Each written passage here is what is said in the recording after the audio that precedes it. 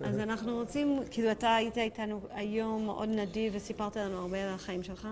עכשיו אנחנו רוצים קצת לדעת, כאילו ממש כמה דברים פורמליים בצורה מסודרת. אז קודם כל, אם אתה יכול להגיד את נתחיל טיפה ימינה, בכל זאת זה יוצא לנו שם איזה שטרנגול מהראש. סליחה? בכל זאת, יש לו את הקרחת, אז זה נראה אחרת ממך. איך היא קרחת בסדר? שיער. אלונה, סליחה, תעציץ טיפה ימינה אם אפשר. היא לא יודעת מה אתה מדבר. שנייה, אני אעשה. Just go. מה קרה? הוא בסדר? Go do what you have to do. Don't worry about me. Just... אלא אם כן הוא רוצה להישאר. Whatever. אני יודעת. ספיד. הוא נפל, זו סיבה.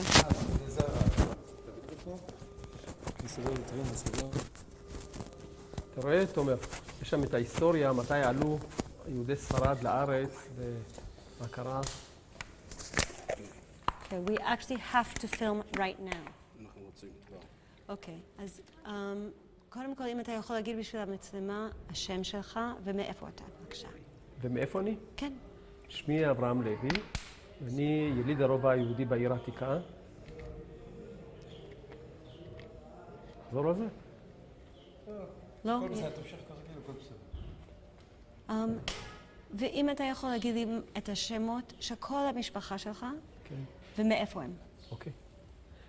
אבי יוסף, אמי מרים, אחי זיכרונו לברכה, כן, יהודה, אחי הבכור, אחותי זיכרונו לברכה, חנה, אחותי השלישית, שרה, ואני אברהם.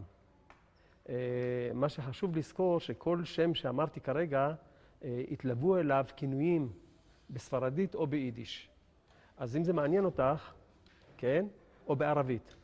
אבא שלי למשל, קונה או יוסף או אבו יהודה, כן? או יוסף או אבו יהודה. אמי נקראה מרי, כן? אחי יהודה נקרא יהודה, השם שלו היה בהחלט נשמר במקור. אחותי חנה היה לה שם או חנקה בספרדית, או חנולה בספרדית, או חנקה ביידיש. כי גרנו ליד אנשים שדיברו יידיש גם. ושרה אחותי קראו לה או סרינה בספרדית, או סורלה, כן, ביידיש. ולי קראו אברמיקו או אברמינו. למה היו כל השפות האלה? זה לא שפות, קודם כל זה כינויי חיבה. ובדרך כלל הכינויים היו נלווים לשפת המקור שלנו. כלומר, אמנם דיברו עברית, אבל אם בבית דיברו לדינו, אז חלק מהשמות קיבלו שם בלדינו. או אם השכנים היו אשכנזים, אז הם קראו לילדים שלנו, כלומר למשפחה שלנו, בשמות שנראו להם מתאימים. אז שרה הפכה להיות סורלה, וחנה הפכה להיות חנקה. קודם כל, אתה אמרת מה דיברת בבית. מה באמת דיברת בבית? אנחנו בבית בעיקר דיברנו לדינו. אבי דיבר עם חברים גם לדינו וגם ערבית. גם עברית, אבל פחות עברית. כלומר, הוא השתמש בעברית, אבל הוא דיבר או לדינו או ערבית. הוא שלט בערבית בצורה יוצאת מן הכלל. כשהוא היה בשבי והוא דיבר ערבית, אז לא האמינו, כן, שזה לא שפת אם שלו. דיבר יוצא מן הכלל. גם האחים שלי וגם אמי, כולם דיברו ערבית, כן? אמי דיברה יידיש שוטפת, כי שכנותיה היו אנשים שדיברו יידיש בעבר, היא גדלה ביניהם, והיא למדה יידיש, כן? אני, לצערי, הייתי זה שמרדתי וגדלתי בתקופת קום המדינה, ולימדו אותי שצריך להתבייש בעבר שלי. ושצריך, זה היה תקופה של קיבוץ גלויות, שכולנו היינו צריכים להיות אותו דבר, ולדבר אותו דבר, ולחוות אותו דבר. אז גדלתי בסביבה שאמרו לי שלדינו זה משהו מצחיק, וערבית זה משהו נחות, כן? אז לא למדתי את השפות האלה. אתה יכול בבקשה לשבת ישר? בבקשה.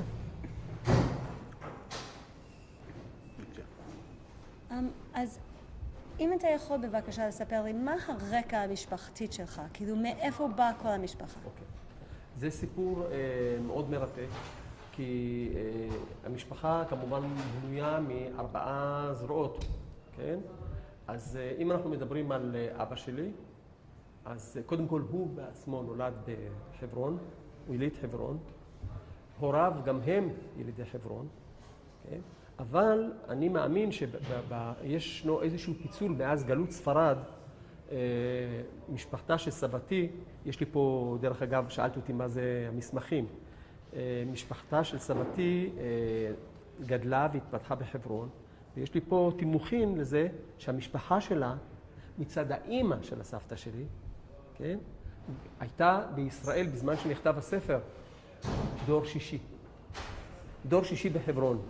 זאת אומרת שסבתי הייתה דור שביעי, ואבא שלי היה דור שמיני, ואני דור תשיעי, והילדים שלי דור עשירי, והנכדים שלי דור 11, ולאחים שלי יש גם נינים, שזה דור 12. אז זה בכיוון אחד. הכיוון השני זה כיוון של אמי, ששוב, אבל זה קצת שונה. גם אצלה ההורים דיברו לדינו, וכשמדברים לדינו, אז אתה לא יודע בכל אופן לאן הם הגיעו אחרי גלות ספרד בפעם הראשונה. אבל, סבתי מצד אמי היגרה ובאה כעולה חדשה, כן? בתחילת המאה. והיא פה פגשה את סבי, והם התחתנו. לצערי, הם עלו משפחה של סבתי, עלתה מסרביה. ולצערי, כל המשפחה שלהם הלכה בשואה. כל המשפחה של סבתי מצד אמי. היא נכחדה בשואה, ולמעשה אין לנו שום זכר.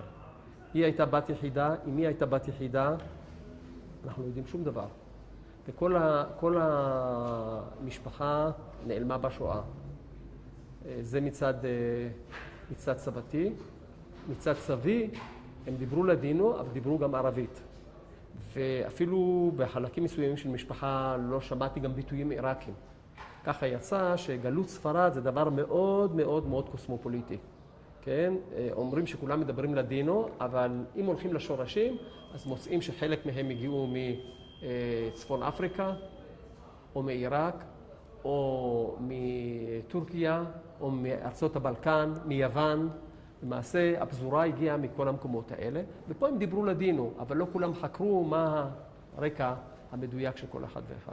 המשפחה מסרביה, אתה יודע מה גרם להם לבוא לארץ? אמרתי, סבתי הגיעה כעולה חדשה. היא באה לבד, לא יודע כלום עליה, אני לא יודע את שם המשפחה שלה. והיום זה אוכל אותי שאני יודע שביד ושם אפשר ללקט רקע של משפחות, כן? אבל אני לא יודע את שם המשפחה שלה, ואין לי את מי לשאול. וזה מאוד, זה לפי דעתי אחד הפצעים עכשיו, שאני מסתכל אחורה ואומר, איזה פתי הייתי, איך יכול להיות שלא שאלתי דברים כאלה אלמנטריים? אבל אני לא יודע גם כמה אמי הכירה אותה, כי אמי הייתה בת יחידה, וסבתי מתה אחרי שהיא ילדה. וגם היא מתה וגם הוולד מת. היא מתה מאוד צעירה. כלומר, מהר מאוד אחרי שהתחתנה, ואמי בסך הכל הייתה בגיל 4, כשהיא נפטרה, ואז אמי גדלה למעשה כאסופית בבית של הסבתא שלה, של אמא של אבא שלה. הבית של הסבתא שלה היה בית שאסף את כל האסופים. הרבה אנשים מתו ממחלות ומכל מיני הריונות שלא הסתיימו. אנשים מתו הרבה יותר ממה שמתים היום. וגם בגיל צעיר וגם במפתיע. והיה בבית של הסבתא שלה, היה בית שגידלו שם את כל האסופים. היא הייתה אחד האסופים שם. איפה הבית הזאת הייתה? זה היה בליפתא, שזה כפר ערבי, כן? שהוא במבואות ירושלים. והם גרו שם בתוך הכפר? איך הם הגיעו לשם? הגיעו לשם, אני חושב שהם קיבלו את המקום הזה אחרי מלחמת השחרור, כי אנשים פונו ממקום מסוים, וכשהתפנו בתים של הערבים, אז שיכנו אותם בבתים האלה. אז אני חושב ששיכנו אותם שם. רגע, אבל אני מבינה את זה, אבל הבית של אימא שלך, שאימא שלך גדלה בו, הייתה כנראה הרבה לפני מלחמת השחרור. נכון. אז איך היא גרה בליפתא? כי סבתא שלה גרה שם. בדיוק השאלה, איך? כן. הסבתא שלה, כשאימא שלה מתה, הם גרו פה. הם גרו פה בעיר העתיקה. כשאימא שלה מתה, סבי נסע לארצות הברית. והוא נשאר שם, והוא התחתן פעם שנייה. והוא גידל משפחה. לאמי הייתה אחות בארצות הברית, שאני לא הכרתי אותה, והיא אף פעם לא פגשה אותה, דרך אגב. אבל הוא חי שם הרבה מאוד שנים, ולעת זקנה הוא הגיע לארץ, חזר. אז זאת אומרת לא כפליטה, כאסופית, היא גדלה בבית של האמא של הסבא שלה, של האבא שלה. והאמא של אבא שלה גרה בכפר ערבי? אחרי מלחמת השחרור. אני מדברת. לפני כן היא גדלה בבית של האסופים, אני חושב במאה שערים. שם היא למדה את היידיש. שם היא למדה את היידיש. אוקיי, יש עוד משהו מהמשפחה שאתה מרגיש שעוד לא סיפרת לנו? שעוד לא סיפרתי? מה אני עוד יכול לספר? היסטוריה משפחה. טוב, יש לי משפחה יחסית לא גדולה מדי, לא גדולה. אם אתם שומעים, אנחנו 4 אחים בסך הכל היינו, והם גידלו משפחות, כן? בסך הכל אבי מת בגיל 101, כן? כשהוא הספיק לראות 5 נינים, היו לו 5 דורות שחיו בו בעת, והוא ראה את כולם. 5 דורות. מה עשה אבא שלך למחייתו? אוקיי. אבא שלי היה אדם מאוד פעיל, אדם מצליח, פעלתן, והוא עשה כל מה שרק ניתן כדי לפרנס את המשפחה.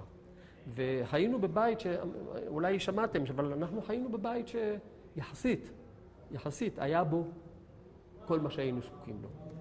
יחסית, לאותם תנאים ולאותו מקום, או לאותה תקופה שחיינו. אז הוא קודם כל היה איש שעסק בפרזול ברזל. פרזול ברזל. כשאני מדבר על פרזול ברזל, אתם רואים מעקות, שערים, חלונות, כן? ברחבי העיר. אז לא פעם כשהלכתי איתו, הוא אומר לי, אתה רואה את החלון הזה? זה עבודה שלי. אתה רואה את השער הזה? זה עבודה שלי. אתה רואה את הגדר הזאת? זה הגדר שלי. והוא עבד בבתים של עשירים, מי שירשה לעצמו לפרזל מתכת, כן?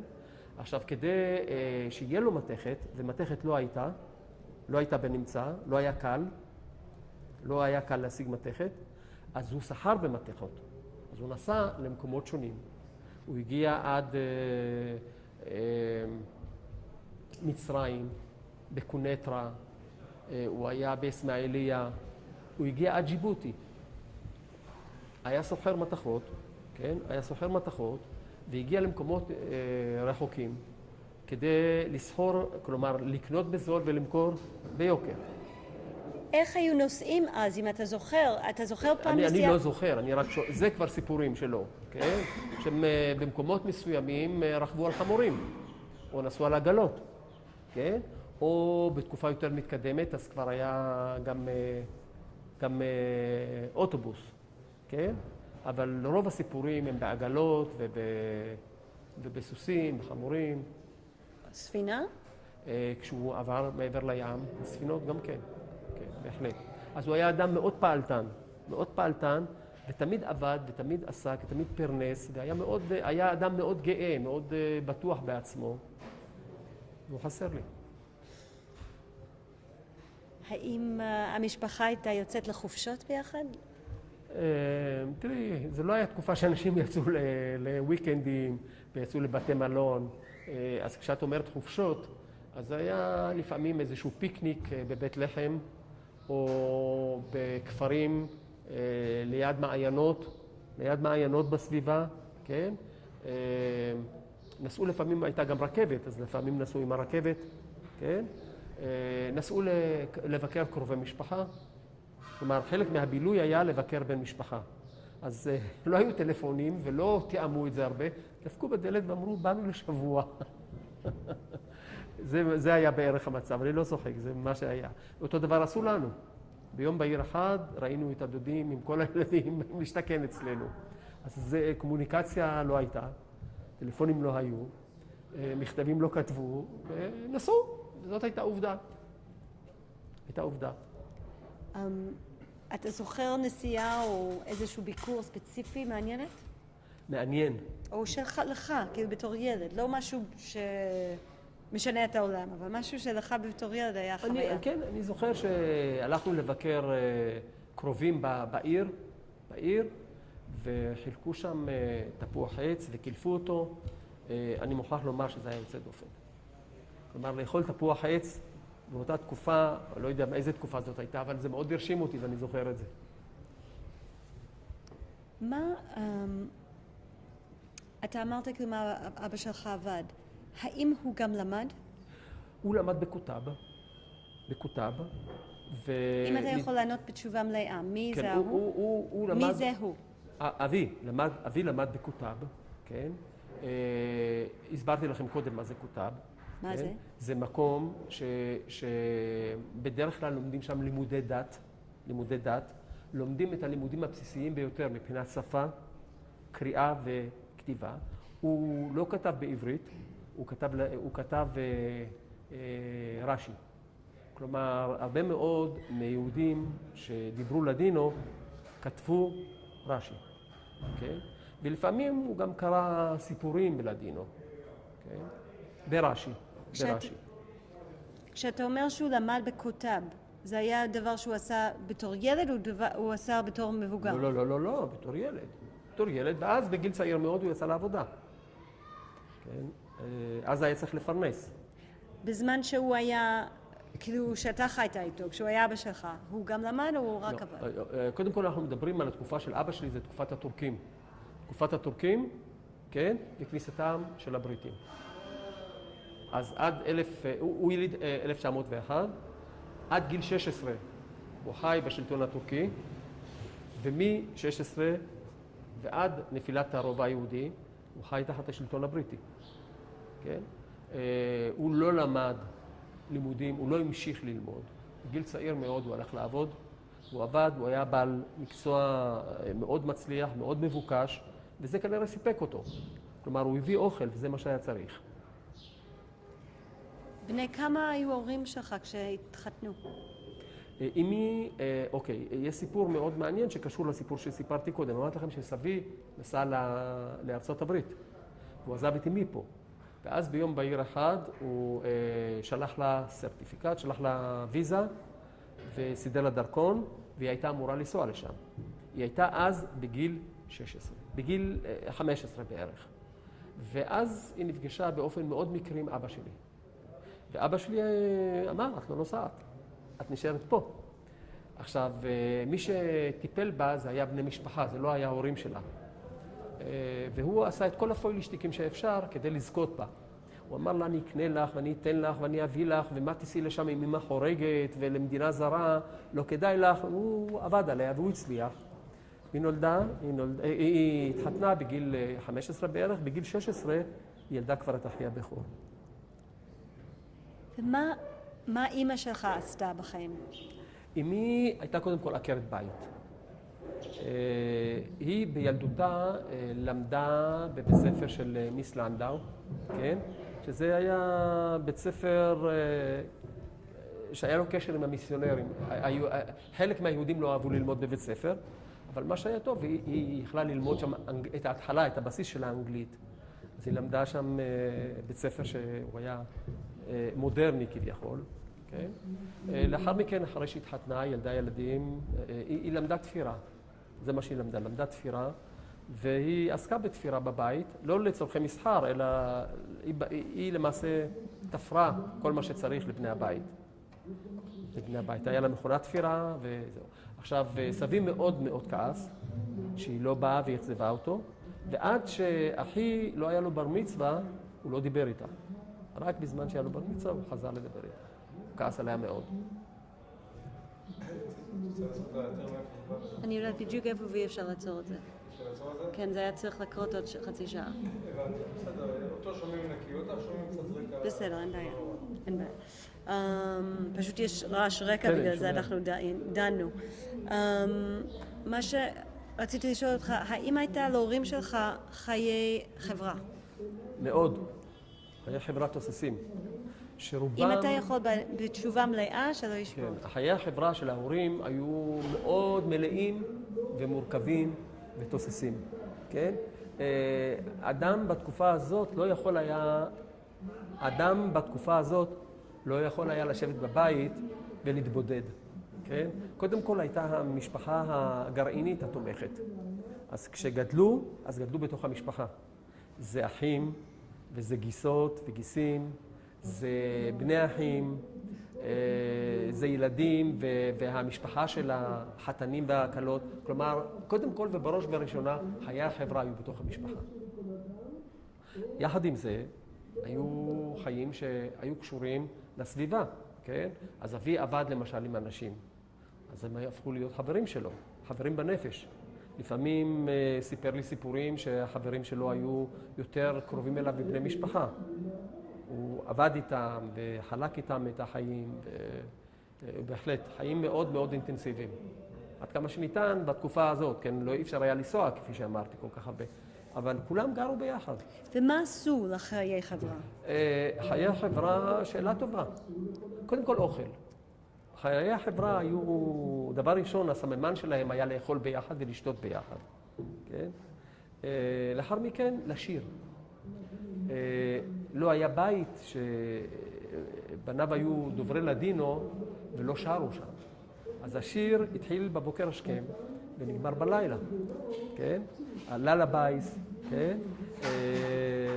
רומנסות. היו הרבה שירים שאם רצית להעביר מסר למישהו, העברת אותו דרך השיר לפעמים, כן? אז חיי האהבה לפעמים התנהלו בשירה. לפעמים אם רצית לומר למישהו משהו, לרמוז לו שהוא אדם לא רצוי עליך, אז היו גם שירים שאפשר היה לשיר אותם ולהסביר לו, כן? או לדבר על מישהו לא טוב. כשהיה מקום להרדים את הילד, סיפרתי לכם, אז היו מרדימים אותי על הארסל בשירים. עכשיו, מסביב לשולחן תמיד ישבו בשירה. לפעמים זה היה רק שירה, ולפעמים זה לובה בכלי נגינה. ואנשים אהבו חפלות, אהבו לשמוח. כלומר, החיים היו חיי מצוקה, חיים קשים, חיים לא קלים. אז הדבר שהיה משמח זה החפלה. אז לא פעם השכנים הביאו את האוכל אצלנו הבית, או שאנחנו לקחנו את האוכל אליהם, וקצת ערק שינה את מצב הרוח של כולם, ומיד היו מחיאות כף, והיו רוקדים על השולחן, ושרים. אנשים מאוד נהנים ומתגעגעים לימים האלה, כי אלה היו ימים מאוד ספונטניים, היו ימים של קשרים אישיים מאוד חמים, מאוד קרובים, מאוד אכפתיים. אנשים חיו אחד עם השני וחיו אחד בתוך השני. לפעמים, ובדרך כלל אני זוכר את הדברים הטובים, אבל חיים כאלה גם יוצרים הרבה קונפליקטים. הקרבה הזאת לא פעם יצרה גם מתחים וקונפליקטים. מה זאת אומרת? רכילויות, כעסים, ברוגזים, כן? הפסיקו לדבר, הפסיקו לבקר, אבל אני זוכר את הדברים הטובים. כן? אני זוכר את החיים השמחים האלה, ובאמת היו חיים שמחים. מה היה חיי חברה שלך? איך אתה יכול לתאר את החיי חברה שלך? בסך הכל הייתי בגיל 7. אז אי אפשר לדבר על חיי חברה סוערים, כן? אבל כפי שאמרתי קודם, היו לנו ילדים מתוך הבניין, מתוך הבניינים הקרובים, ששיחקנו משחקי ילדים. מה למשל? חלק מהם סיפרתי לכם שם במגרש, כן? אז היו משחקים מאוד שאהבנו אותם, כן? למשל, אהבנו לקפוץ ממקומות גבוהים, כן? וליד הבית שלי היה, אתם צוחקים, כן? זה היה משחק, כלומר, הייתה איזושהי כניסה לבית שהייתה בגובה של איזשהו 1.5 מטר. משני המקומות היו מדרגות, לא היו סורגים, ואנחנו עלינו ורצנו במדרגות ועלינו למעלה וקפצנו מזה. עכשיו, אני כילד זוכר את זה, שזה היה נורא מפחיד. וכשהצלחתי לעשות את זה, אז אני הרגשתי שעשיתי משהו מאוד מאוד אמיץ ומאוד חזק. כשבאתי אחרי מלחמת 6 הימים עם אשתי, ואמרתי לה, אני מתבייש, ואמרתי לי, ממה אתה מתבייש? אמרתי לה, אתה בנית הזה עם 3 המדרגות. פה אני טיפסתי והרגשתי שאני מאוד גיבור. אז זה לדוגמה חלק מהחוויות. שיחקנו צעדי ענק, כן? או מה שנקרא 4 מקלות. שמנו מקלות על הרצפה, וכל פעם הרחקנו אותם זה מזה. ומי שהגיע הכי רחוק הוא היה מנצח כמובן, לדוגמה. מאוד אהבנו מחבואים. אהבנו להיכנס לאותם בתים הרוסים, כן? ולהתחבא בכל מיני פינות, בכל מיני פינות חשוכות, ולחפש אחד את השני. אהבנו, שיחקנו תופסת, שיחקנו שמות אוויר, מה שנקרא, זרקנו את הכדור באוויר, וקראנו בשם של ילד או ילדה, ומישהו תפס את זה, אלה היו חלק מהמשחקים. היה משחק יפה שנקרא אלם סלם פצ'קה, כן? וזה היה משחק שלקחו חתיכת עץ, חדדו אותה בקצוות, ואז היא הפכה להיות כמו עיפרון שיש לו 2 להבים. שני להבים, והקפצנו אותו והרחקנו אותו כמה שניתן יותר רחוק. ובזמן הזה, כן, החוכמה הייתה להגיע כמה שיותר רחוק. בכל אופן, אלה חלק מהמשחקים. מי היו הילדים ששיחקת איתם? אלה ילדים שחיו או בתוך הבניין. הילדים ששיחקתי איתם היו ילדים שגדלו בבניין שאני גדלתי בו, או גדלו בבניינים סמוכים, או גדלו ברחוב היהודים. רחוב היהודים הוא קטן מאוד, והילדים נפגשו זה עם זה. ילדים שלמדתי איתם בבית ספר, כן? או שהייתי איתם בגן הילדים, או קרובי משפחה. האם שיחקתם עם ילדים אשכנזים? לא. משפט מלא בבקשה. לא שיחקתי עם ילדים אשכנזים, לי לא זכור ששיחקתי. אני שיחקתי בסך הכל עם ילדים באו ממנטליות דומה לשלי, דיברו את השפה שלי, חוו את החוויות שלי. הילדים האשכנזים גרו בקהילה, אמנם כל העיר העתיקה היא קהילה מאוד קטנה, אבל בהחלט חיו בנפרד. התרבות שלהם, היחס שלהם לדת שונה לגמרי מהיחס של הספרדים לדת. המשפחה שלי הייתה מסורתית, מאוד פרמיסיבית. דתיים הם היו מאוד שומרים מצוות, לא היה לנו משהו משותף. להורים כן, פיתחו יחסי שכנות ובהחלט. מה חשבתם אז על הקהילות האשכנזיות? את שואלת אותי שאלות פילוסופיות, אני לא יודע אם פיתחתי את המודעות שלי באותה תקופה על אשכנזים וספרדים, אבל אמרתי לך, קרוב לוודאי שבאופן טבעי התחברתי לילדים שבאו מאותו רקע שלי. האם אתה שיחקת עם ילדים ערבים? לא זכור לי. משפט. לא שיחקתי עם ילדים ערבים כי לא גרתי בשכנות. מה? לא גרתי בשכנות של ילדים ערבים. לא גרתי בשכנות של ילדים ערבים, ולמעשה לא היה לי קשר יומיומי איתם. מה הייתה ההרגשה שלך כלפי הערבים כשהיית ילד? לא חושב שגיבשתי לי רגשות מאוד מגובשים באותה תקופה. אני רק מהזיכרונות שיש לי. אני זוכר הרבה מאוד חוויות של מפגשים עם ערבים שהיו מאוד נעימים. זאת אומרת, פועלים שעבדו עם אבא שלי ודיברו ערבית ובאו אלינו הביתה ונפגשתי איתם וחיבקו אותי והרימו אותי ונשקו אותי. אנשים שהיו מאוד ידידותיים, כן? מאוד ידידותיים. אמא שלי היו לה חברות נוצריות או מוסלמיות, ומדי פעם הלכה לבקר או באו לבקר, כן? אז מהזיכרונות המועטים שיש לי, אני זוכר חוויות נעימות. האם המשפחה אמרה משהו, או היה להם איזו דעה שהעבירו לך על... דעה מאוד חיובית. אני גדלתי בבית... אם אתה יכול... כן, אני גדלתי בבית שבה התרבות הערבית הייתה מאוד שגורה.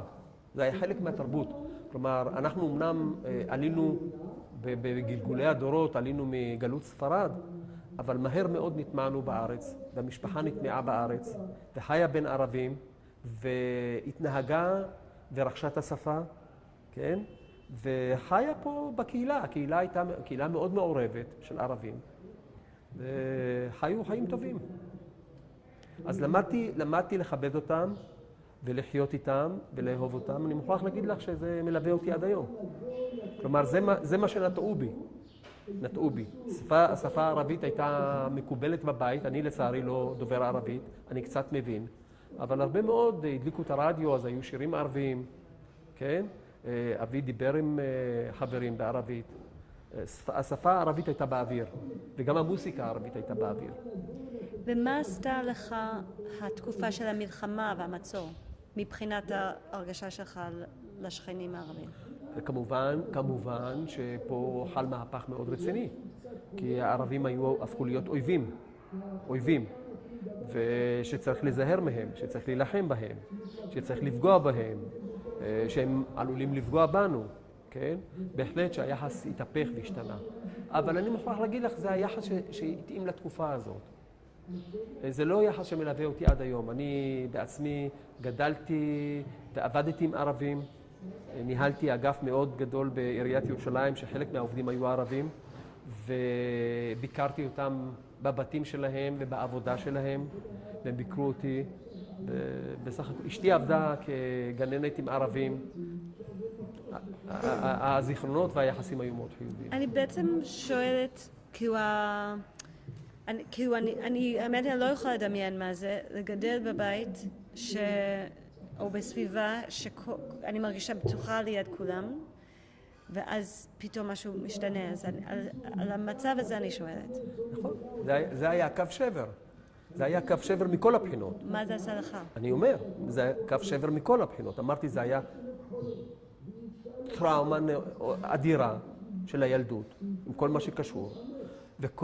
אני מניח, אף פעם לא נתתי לעצמי דין וחשבון, שפתאום להרגיש אויב של אלה שהיו פעם חברים, או להרגיש שהם רוצים לפגוע בי, אני מתאר לי שזה שינה את התחושות ואת הדעות שלנו. אבל אני מוכרח לומר שזה לא נטבע בתוכי.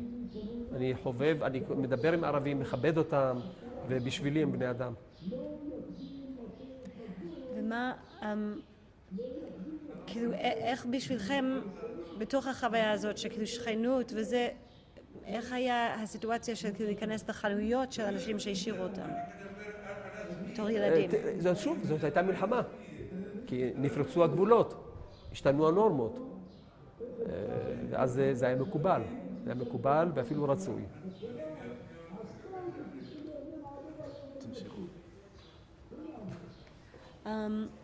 פשוט יש איזה רעש בגלל זה.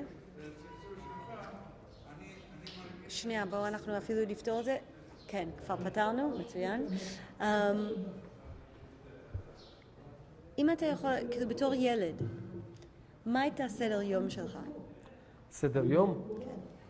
תלוי מתי, כן? אם מדובר על התקופה שהייתי ילד קטן, כן? אמרתי, סך הכל חייתי פה 7 שנים, זה לא הרבה, 7 שנים וקצת. הייתי ילד שהיה בבית וקיבל את הטיפוח ואת ההשגחה והסתובב בחצר וקיבל את הטיפול שהייתי זקוק לו. כשהייתי בגן או כשהייתי בכותב, אז הייתי הולך בבוקר, כן? וחוזר בצהריים, ואז כמובן שבדרך כלל הייתי הולך אולי לנוח, לישון קצת, ואז אחרי צהריים הייתי יוצא החוצה לשחק עם חברים ולהסתובב. ואני מוכרח להגיד שכשהייתי בחוץ הייתי חופשי. כן, כלומר, אני לא מרגיש שהיו לי הרבה מקומות שהיו טאבו, שאסור לי להיות, שזה ערבים שם או יהודים שם או מסוכן. לא, הסתובבתי עם ילדים, כן? והעין של ההורים הייתה פקוחה, מדי פעם יצאו לחפש, אבל חייתי פה חופשי. אהבתי את הסביבה, וגדלתי בתוכה, הרגשתי בטוח בה. מאיזה גיל התחלת להסתובב לבד? שוב, בגיל מאוד מוקדם. הצעדים הראשונים שלי היו בתוך החצר, כן? בתוך החצר, שהייתה חצר סגורה. וגרו שם, כפי שאמרתי לכם, 4 משפחות, ובלילה היו נועלים את השער. וכשגדלתי, אז יצאתי מחוץ לחצר. ואז בהתחלה זה היה ליד השער, ששיחקתי ליד הבית, ואחר כך גם קצת התרחקתי. הייתי בחקורה הרבה מאוד, שהיא הייתה קרובה לבית שלי, ושם הרגשתי חופשי. הייתי שם בן בית, לכן גם הרגשתי היום כבן בית, חזרתי לבית. האם יש עוד איזה משהו שאנחנו לא דיברנו עליו היום, שחשוב לך לדבר עליו? יש הרבה שלא דיברנו. מה למשל? הם כבר עייפים.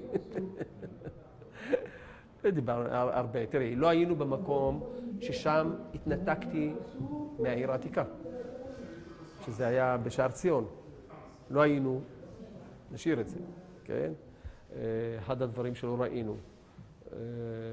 לא ראינו את החנות של סבא שלי, איפה שהייתה חנות, לא ראינו את החנות של אבא שלי, לא ראינו את הבית של סבתא שלי וסבא שלי, לא ראינו את הבתים שהיו של הבני דודות שלי ושל הדודות שלי, כולם חיו ביחד. לא הראיתי לכם את כל החנויות שהכרתי בילדותי, כי למעשה החפירות שנעשו בקרדו שינו הרבה מאוד מהמראה של הרחוב היהודים. אבל הרבה מאוד חנויות שהיו שם לא קיימות היום. חלק הכרתי וחלק הצגתי בפניכם, אבל חלק מהחנויות כבר לא קיים שם. אז טוב, אני זוכר את החוויות של המעבר מרחוב היהודים אל תוך השוק, שזה היה, שוב, מעבר מאוד מאוד גדול, שם לא הלכתי לבד, ולא נתנו לי להסתובב שם לבד. המקסימום היה עד חנות המכולת, ששם שלחו אותי לקנות משהו, ותמיד שכחתי מה שביקשו ממני לקנות. וזה היה עניין של כמה עשרות מטרים. אבל לפעמים הלכתי לחנות של אבא שלי, כן? לפעמים הלכתי להביא לסבא שלי כשליח קפה. סבתי באה וביקשה שאני אביא קפה, וכילד קטן הלכתי עד לחנות שלו והבאתי לו קפה, אני זוכר. זהו, אז הרבה דברים לא ראינו, כן? לא ראינו, אנחנו הסתובבנו רק ברחוב היהודים, אבל לא ראינו את רחוב שמע, למשל, כן? הרחוב שהוא גבל, היה גבל לרחוב היהודים, כן? מאחורה. ששם היה גן הילדים שלי, שם הייתה המרפאה, שם, טיפת חלב הייתה שם, טיפת חלב, שם היו בתים של חלק מהחברים שלי, שגרו ליד המגדל, כן? של הכנסייה, שגרו באותה חצר. לא ראינו את זה. וגם האמת היא שמאז שהרובע נפל לא הייתי שם בכלל. לא ביקרתי. היו יהודים שגרו בחצר של הכנסייה? כן. אתה יכול להגיד את זה במשפט מלא? אני זוכר חבר שלי, כן? שגר ממש בכניסה. אני יכול אולי לנסות למקם את זה היום, כן? אבל הוא גר שם. איפה? שני חברים שלי. איפה? שגרו קרוב לכנסייה הזאת, כן? שהייתה כנסייה פרובוסלבית, כן? ארמנית, שלמטה ובקרבה גרו החברים, שלמדו איתי. אתה זוכר את השמות של המשפחות? בוודאי. מה הם היו? אחד מהם היה חיים תמיר, כן? שאז קראו לו חיים טנג'י, חיים תמיר. היה חבר שקראו לו אלי בורוכוב, כן? שגר במקומות האלה שאני מצביע עליהם. והם המשיכו להיות חברים שלי הרבה מאוד שנים לאחר מכן. היינו בקטמון בשכנות, וגדלנו והמשכתי ללמוד בבית ספר יסודי. גדלנו ביחד. הם היו איתי בתנועת הנוער. הייתי למעשה בקטמון, מרדתי בכל מה שנשאר מהדת ומהמסורת, וביקרתי בתנועת הנוער העובד, ושם פשוט נגמר סיפור. ההורים שלי קיבלו שבץ, הם פשוט לא יכולים היו להשלים עם זה הרבה מאוד שנים. אני זוכר שבפעם הראשונה שהדלקתי מדורה בשבת, אז חשבתי שהעולם הולך להתמוטט, כן? אבל זה היה רגע מסוים, כן? ושם גדלתי בתנועת נוער חילונית לגמרי, ציונית, וספגתי שם הרבה מאוד ערכים. והילדים האלה גדלו איתי ביחד, בבית הספר ולאחר מכן בתנועת הנוער. יש לי שאלה עליך. מה חשבת בגיל 7 או 6? האם בכלל חשבת? מה היה הדיבור בבית על מה הולך להיות העתיד של המקום הזה, של האזור הזה? לא חושב שהגענו לזה. לדבר על העתיד, כן? לא זוכר שהיו שיחות כאלה. אבל זה היה הבית שלנו, זה היה מקום שנולדנו בו, זה היה מקום שחיינו בו, וזה היה הדבר הכי טבעי בעולם. מה חשבת על הבריטים? הבריטים היו מנוולים גדולים, ולימדו אותי להיזהר מהם, כן? כי בסך הכל באופן אישי הם היו אנשים נחמדים. אמרתי לכם, הם עמדו שם ליד השער וליד הכניסה לרובע היהודי, ותמיד צחקנו וביקשנו מהם צ'ווינגאם, כן, מסטיק, ותמורת מסטיק נתנו להם דברים אחרים. אני לא רוצה לדבר כרגע על הנושא הזה, כי הם תמיד, הם חיפשו סקס בעיר העתיקה. ואז הם כילדים שאלו אותנו איך מגיעים לבית הזה והזה, תמורת מסטיק אני מוכן לתת את האינפורמציה. אז היחסים שלנו איתם היו מאוד אמביוולנטיים. מצד אחד, כאנשים פרטיים היו מאוד נחמדים, ועניינו אותנו וסקרנו אותנו. הם היו אנשים שונים, בלונדינים, עם עיניים כחולות, לפעמים חצאיות, כן? זרים, לא דיברו עברית. הם היו מאוד מעניינים. מצד שני, למדנו שאנחנו צריכים להיזהר מהם, כי אז פעלו המחתרות, כפי שאמרתי, היו המעצרים, והיה חיפושים שהיו מחפשים בתוך הבתים. החוויות האלה לא היו נעימות, כי הם היו די ברוטליים לפעמים. היו נכנסים ודופקים והורסים ולפעמים גם מפליקים. לא היה נחמד. למה אתה התרגשת בחניון? איפה שהיינו פה נגולה? למה? אני חושב שמהבוקר אני מדבר על זה. למה התרגשתי? קודם כל, אני לא זר למקום הזה. אני בן בית ואני נמצא פה כל הזדמנות שיש לי. אני בא או שמבקשים ממני להדריך טיולים פה, וכפי שאתם רואים, כשזה נשמע אותנטי, אז זה משהו אחר. אני לא מדריך טיולים שלמדתי את זה מהספר, אלא אני למעשה מספר מאוד הרבה על חוויות אישיות. ואנשים אוהבים את החוויה הזאת, ואני יוצא איתם. זאת אומרת שאני בן בית פה, אני לא זר. אבל, אי אפשר להתעלם שכל פעם מחדש, כשאני מגיע למקומות האלה, שמזכירים לי את הילדות, ומזכירים לי את הצמיחה שלי, הם מעוררים הרבה זיכרונות, גם נעימים וגם פחות נעימים. וזה בהחלט מרגש. חלק מהזיכרונות קשורים לאנשים שכבר לא חיים היום. חלק מהזיכרונות קשורים לאנשים שלא חיים היום. אבי, אמי, סבי, סבתי, אחי, זה אנשים שכבר לא קיימים. שכנים, בהחלט מרגש. אז מה אתה מרגיש כשאתה חוזר לפה בסיטואציה כזאת? אני באתי הנה מרצון, ואפילו רציתי להיות פה, וכששאלו אותי אם, אז אמרתי, אל תשכחו. כן? כלומר, באתי הנה מתוך רצון ומתוך שליחות. אני חושב שקרו פה דברים מאוד מאוד מאוד דרמטיים. קרו פה דברים מאוד מהותיים.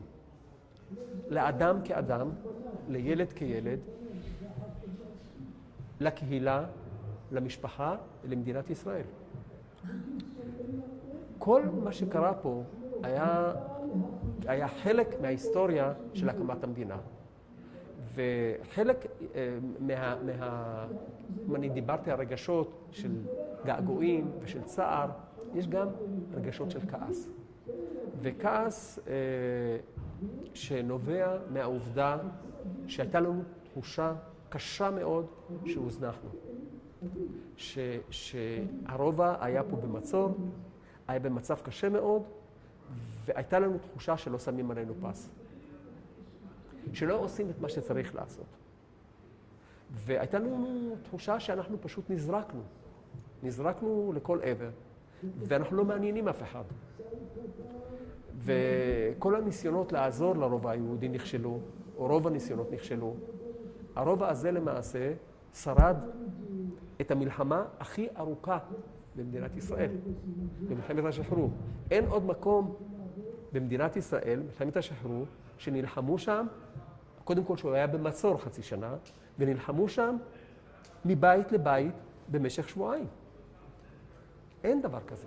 מה-13 למאי, שזה היה היום שהבריטים עזבו את הארץ, והיה סוף שלטון המנדט, ועד ה-28 למאי, שזה היום שבו נפל הרובע היהודי, okay? אנחנו נלחמנו באצבעות. אני אומר, זה לא אני הייתי ילד קטן, אבל נלחמו פה ממש בלי נשק. ואנשים הקריבו את עצמם, והקריבו את חייהם, וזה כבר מתוך סיפורים. זה מתוך סיפורים שאני יודע. אבי נפצע, סיפרתי לך, ואנשים פה איבדו את היקרים להם ביותר. ואני חושב שמדינת ישראל מסתכלת על המקום הזה כמקום שעדיף לא לזכור אותו. עד היום. עד היום. חלפו כל כך הרבה שנים. אני חושב שזה מקום לא מדובר. כלומר, עד מלחמת ששת הימים, אנשים לא התעניינו בעיר העתיקה. הגיעו הנה התושבים על הר ציון כדי לצפות בעיר העתיקה מתוך געגועים. אבל זה לא עניין את אף אחד. המקום הזה לא עניין את אף אחד. זה היה מקום גלותי, שנתפס כמקום גלותי. מקום שבו היו אנשים עניים. מקום שאנשים היו קשורים לדת. ולהרבה מאוד חלוצים שהגיעו מברית המועצות, ושהיו אלה שהקימו את המדינה, המקום הזה הזכיר להם את הגלות, את הגטו היהודי, וזה לא עניין אותם. כלומר, מה שעניין את החלוצים זה היה הפרחת השממות, החקלאות, הקיבוצים. המקום הזה היה מקום מאוס, מקום של יהודים אחרים. יהודים אחרים. ומה אתה חושב? וזאת הייתה התייחסות אלינו, לצערי, ואני אומר את זה בלב כואב, בתקופה שהמקום הזה היה במצור. הייתה לנו תחושה שאנחנו לבד. המקום הזה יכול היה לא ליפול. אבל אתה ילד בן 7. אני זוכר את כל השיחות, את כל הדיבורים, ואת כל האכזבות שהיו. כשמטוס הגיע לזרוק חבילה, והיא נפלה, מה קרה? והיא נפלה שמה? בקרבת הפלסטינים, ולא יכולנו ליהנות ממה ששלחו לנו, כן? או שהגיעו הנה אנשי הפלמ"ח, כן? ובאו ועזבו. אנחנו חשבנו שהם באו להציל אותנו, אבל הם עזבו. כי זה מתוך סיפורים ומתוך קריאה. כי הם קיבלו הוראה לפרוץ את השער, ולצאת. הם פרצו את השער ויצאו, ואחרי שעות הירדנים כבשו את המקום. וכל זה היה רווי באכזבות, מצד אחד בציפייה, ומצד שני באכזבה. ציפייה גדולה ואכזבה גדולה. ואתה ילד בן 7. אני ילד ושומע את הדיבורים, ושומע את הסיפורים. ואל תשכחי שהיום אני מדבר מתוך זיכרונות, אבל חלק מהם זה זיכרונות שיש בהם חלקים שקשורים לשיחות לאחר מכן שגדלתי, לקריאה שקראתי ושלמדתי את הנושא. זה לא רק זיכרונות של ילד בגיל זה וזה, זה זיכרונות של אדם שגדל פה עם משפחתו והרגיש שנטשו אותו, עזבו אותו. אתה אמרת לנו משהו על כאילו כשהיינו בחנייה, שאתה היום יכול לעזור לאנשים בעקבות הטראומה שלך. שאלה טובה. אני במקצועי עובד סוציאלי, וכמו כל אדם ששואל את עצמו ביום מן הימים מה הביא אותו למקצוע הזה, גם אני לא פעם עושה רגע של חושבים וחשבון נפש, ושואל את עצמי מה הביא אותי לעבודה סוציאלית. וכשאני בודק, אני מגיע לשורשים. והשורשים שלי היו פה. השורשים של ילד שעבר טראומה גדולה מאוד, עבר תקופה של פחד, של חרדה, של אכזבה, דיברתי על אכזבה, של עוני בזמן המלחמה. הייתה תקופה של עוני, של תקופה שאבא לא היה פה, היה בשבי. תקופה קשה מאוד, כן? וכל הזיכרונות האלה כמובן שעולים וצפים. כשאתה אמרת שהרגשת שנטשו אותך... רגע, בקשר למקצוע שאלת, כן? כל הזיכרונות האלה מובילים אותי למקום של סבל, של מצוקה, של אנשים שציפו לעזרה ולא קיבלו אותה. של ילד שגדל באווירה של אכזבה. וזה ליווה אותי גם בימים שגדלתי, שהגעתי לקטמון, והייתי צריך לגדול שם מחדש. אז ראיתי כמה זה קשה, וכמה בתקופה של המלחמה, כן, היה רעב בירושלים. הייתה מצוקה אמיתית. אני זוכר את עצמי בקטמון, יושב באותה דירה עם משפחה.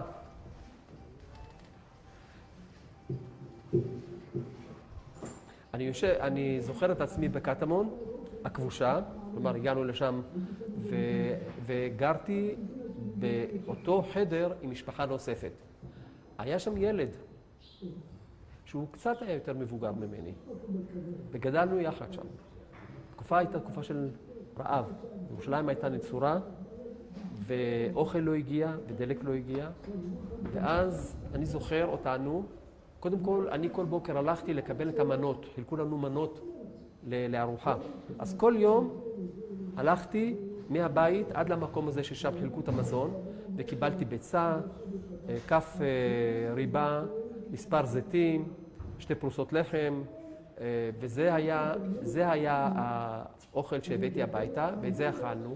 ומה שאני רוצה לספר לך על הילד הזה, הייתה בינינו תורנות, מי אוסף את הפירורים מעל השולחן בסיום הארוחה. זה קשה לשכוח. זאת אומרת שהמצוקה הייתה מצוקה אמיתית.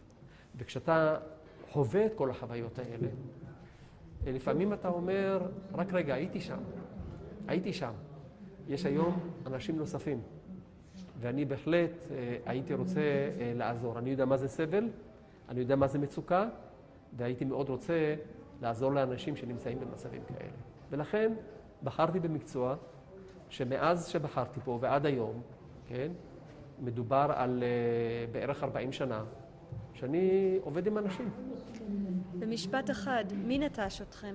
אמרת שנטשו. אני חושב שהשלטון, זאת הייתה התחושה, שהמדינה שבדרך, מה שהיה אמור להיות ממשלה, כן?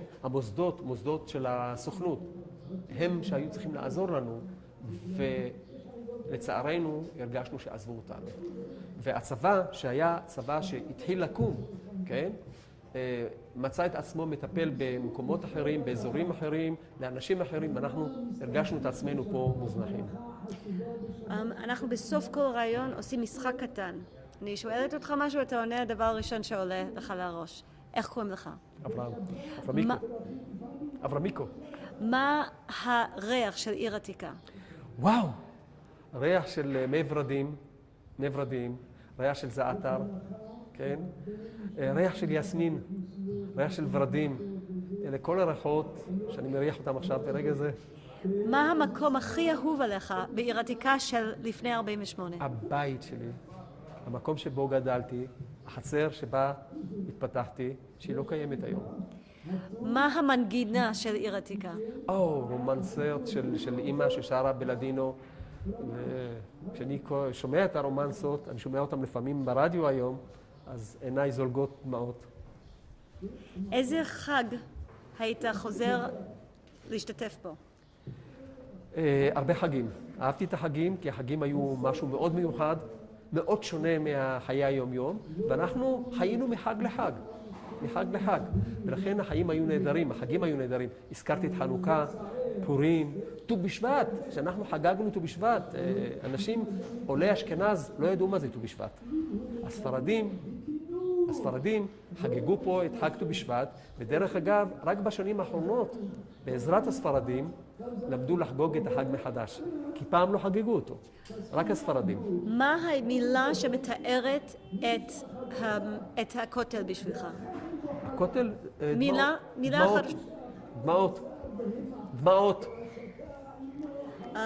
תודה רבה על הנדיבות שלך ועל כל השיתוף פעולה.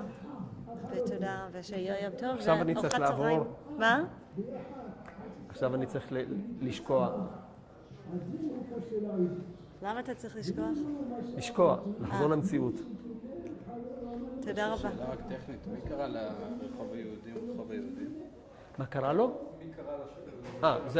זה נקרא בערבית, חרת אל יהוד, רחוב היהודים. ככה קראו לזה הערבים, וככה אנחנו קראנו לזה. זה היה רחוב שבאמת משני צידיו ישבו בעיקר יהודים, לא רק יהודים, אבל בעיקר יהודים. מעניין, שעה טובה. יופי. תודה רבה. אני מקווה שלא השתעממתם. מה? אומייגאד. מגיע לכותל, לא שאלת אותו בתוריינת אם הוא היה בכותל. לא, אין זמן לעשות כל דבר שאפשר, אבל we have to continue. We have to continue. We have to continue. I am feeling squeezed. אתה? כן. Did I squeeze you? I squeezed myself, I think. עופר לא מרשה לי לא לשאול אותך, אם, ובאמת זה צריך להיות תומר? בקצרה, לא, עופר, זה צריך להיות, אם זה היה תומר לא היה לי שום בעיה. בקצרה רבה, האם אתה הגעת לכותל בתור ילד? אם הגעתי לכותל, בתור ילד. בתור ילד, כן. כן. בהחלט, הגעתי מדי פעם, כשאמרתי לכם, בחגים, במועדים, בהחלט הלכנו להתפלל, לא רק בבית הכנסת, אלא ירדנו לכותל. לכותל היה לא רחוק מבית שבו גרתי. הגישה הייתה מאוד קלה, בהחלט. ומה הייתה הגישה שלכם? הגישה למה? התחושה בקשר לכותל. שזה מקום קדוש, זה מקום בהחלט מעורר חרדת קודש. ומה עשית שם? מקום מיוחד. הוא נראה אחרת לגמרי, הוא לא נראה כפי שהוא נראה היום. הרחבה של הכותל לא הייתה קיימת. הבתים, ובעיקר בתים של ערבים, היו ממש ליד הכותל, והמרחק בין הכותל לבין הבית הכי קרוב, נדמה לי שזה היה אולי 3 מטר. אולי. ולכן הכותל נראה עצום. הוא לא כמו היום. כי היום יש לו סביבה מאוד פתוחה. כשהיינו שם, היינו צריכים להרים את הראש כדי להסתכל על הכותל. תודה. עוד שאלות? לא, זהו. תודה רבה. אני מת לראות את ה... תודה. אני... אני רוצה לשאול אותך. אג'י, אוי, את יודעת מי זה אג'י? תשמעי, ברוך אג'י, אוי, זה מרגש. אוי, זה מרגש. הוא היה קצת יותר זה היה מבוגר לפני ממני. בר מצווה. אבל בסדר, אבל אם אני אגיד לך מי אני, ואני אראה לך תמונות, אז אני את בטח תכירי אכיר אותי. אותך. אני הבן של יוסף לוי, אמי מרי לוי, וגרנו ברחוב היהודי מספר 1 ליד חזן. זה בדיוק בכניסה פה לרחוב. בדיוק. ועכשיו אני אראה לך ואני תמונות, גרתי תמונות של ברחוב המשך. את אחותי חנולה, בטח, ושרה שרה, ויהודה. כן. את רואה? אם היית אומר שרה וחנה, אולי לא הייתה מכירה. אמרו אבל לי את השם שלך, שרה אבל אמרתי, אני צריכה לחנולה, לראות אותו, אני כבר לא חנולה. כל כך זוכרת. אח שלה היה כולם חבר שלי. התבגרו. האח שלה נפטר. אחי והוא היה- נפטר לפני 3 שנים, היה- וכשיצאנו מפה עוד לא היה לו בר מצווה, והוא היה כבר תומר, חייל. תביא הוא היה בבקשה כבר את הסל חייל. שלי, אני מוכרח להראות לה תמונות. אני מוכרח להראות לה תמונה, רק שנייה. יצאו לא, ספרים את הסל. והתמונות שלנו שם. כן, כן, בוודאי. את הסל אחר כך. או, הנה. בואי נראה לך את הסל שיש בו תמונות שאת בוודאי, מכירים ותיקים מילדות. בינתיים זקנו. לא, כי אמרת לי שאני לא זוכר אותך. את קרוב לוודאי, קרוב לוודאי. המשפחה בדרך כלל זוכרים אותי, לא, אמרו אבל לי השאלה איפה שאני לא כל כך השתניתי, אנשים שרואים אבל איך אותי. הכרתי אותך? אמרתי לך, אני מכיר אותך. תראי, זה אני באותו גיל בערך, פחות או יותר. כן, והיית אבל- בטח בן 12, לא, משהו כזה. הייתי בגיל אז. 7. זה צעיר מדי. חנה, חנולה, חנולה. יהודה וסורלה. בטח אני מכירה. זאת כן, אמא שלי, מרי. כן, מרי? כן. את רואה אותה? זאת סורלה אחותי. כן, גם לי יש תמונות כאלה בשחור לבן. כן, נכון, זה מה שיש, וזה אבא שלי בשבי. גם ואבא שלך נמצא פה, שלי, חכי רגע, אני רגע, צריכה רגע, רגע, רגע, משקפיים רגע. של לירון אני פה. אגיד לך איפה הג'י נמצא. כן, הוא נמצא פה באיזה מקום, אני יודעת שהוא חכי, נמצא. רגע. גם להורים שלי הייתה לא, את תמונה. אחיך. את אחיך לא, אני צריך... אחי לא, לא, אבל אבא אחי שלך... היה קטן. אבא שלך. זה מריסקין. זה רגע, אני אוציא חיים משקפיים, ריסקין. למה אני- אברהם בורי. זה נחמיאס. זה שחאדי. יש פה הרבה מאוד... זה... איך קראו לו, נו? איך אמרת לבחורה הזאת לא קובי, זה- אבל עם מי זה נשואה? היה ברוך דסה. דסה. ברוך דסה. כן. וזה חיים נחמיאס. נחמיאס. זה... זה גם כן לא, זה... חזן אולי, לא, משהו, לא, לא, לא, מה פתאום, לא חזן. הנה אבא שלי. זה הנה, זה הנה אבא אבא שלך. שלי. הנה, מי נשחק חזן? כן, יצחק חזן על ידו, נכון. נכון. את רואה? זה מהשבי. נכון, כן, נכון. הייתה נכון. לנו תמונה כזאת. כן. יש לי את זה באינטרנט גם. כן. כן, כן, כן. זה שחאדי. לי אין את זה שחאדי. התמונה הזאת, כן, אחי קיבל אותם, את התמונות האלה. יש לי באוהל. את מי את מזהה? יש לי... את מי את כן, מזהה? אני בטח, אני מרי? מכירה אותה, בטח. ואת יהודה ושרה וחנה? כן, את אלה השתיים? כן, את השתיים, אני בטח מכירה. כן. הן לא גרות בירושלים? אחותי חנה לצערי נפטרה, ואחי יהודה נפטר. זה אצל כולנו, לצערנו. כן, כן. אנחנו עכשיו בשכבה לא, העליונה. אנחנו צריכים להרגיש טוב. אין לנו ברירה, נו מה, עכשיו הדור שלנו בשכבה העליונה. ההורים והזה כבר הלכו. אבל אין ברירה. כן, נכון, נכון. אבל יש לי גם תמונות, ראיתי תמונות של המשפחה שלך, של אבא שלך או של אחיך. אבא שלי והאחים מופיעים בספרים, ואני עם בספרים, הצופים. כן, בספרים, יש פה עם ספרים. הצופים. איזה ספר יש זה? פה יומן יומן ירושלים, זה ברוב היה- הנצור בושבי הלגיון. כן, את רואה את זה, זה היה... זה היה החורבה, נו. החורבה, נכון, זה עכשיו מה שנשאר קשה מהחורבה. להכיר אותה. נכון, נכון, נכון, נכון. איך, מה זה עושה לך כשאת נמצאת פה? אני מבקרת לעיתים די קרובות. אפשר כן. לומר עם חברות. כן. ולא מזמן נתתי הרצאה לאיזה קבוצה שהמדריך מספרים סיפר להם כל רגע, מיני ואת בת דברים. גילה של סורל, ואני לא אחותי? הסכמתי עם זה, ואמרתי לו, סליחה, אני מוכנה להגיד משהו, אתה מרשה לי? אתה לא, זה לא בדיוק כאן, זה היה שם, הראיתי לו איפה גלעד ואיפה... הקבוצה, מה זה... שמעת כל מה שהיה לי להגיד, ובסוף אמרו לי תודה וזה, והוא בסוף אומר לי, את יודעת בפני מי הרצית? כולנו טייסים. ואמרתי, ברוך השם שלא ידעתי קודם, לא הייתי פותחת את הפה. אבל איך זה מרגש אותך, אפילו שאת באה כל פעם אני מחדש? בכל פעם באה, אני מתרגשת, אני מחפשת את הבית, אבל הבית שלי לא קיים. הם הכל הרסו ועשו כאן ושינו, חניות נכון, נכון. ובנו דברים. הבית שלנו לא קיים, זה היה ברחוב היהודי מספר אחת. לנו גם כן, לא קיים הבית שלנו. לא קיים. זהו, מה לעשות? עצוב. את זינה מזרחי את זוכרת? לא, זאת לא, זינה זאת מזרחי. ידידה. זאת זאת ידידה? ידידה. תכף נראה. זה סקיפ. ממנו ידידה כהן. כן, צדק. וזה סקיפ. צדקת.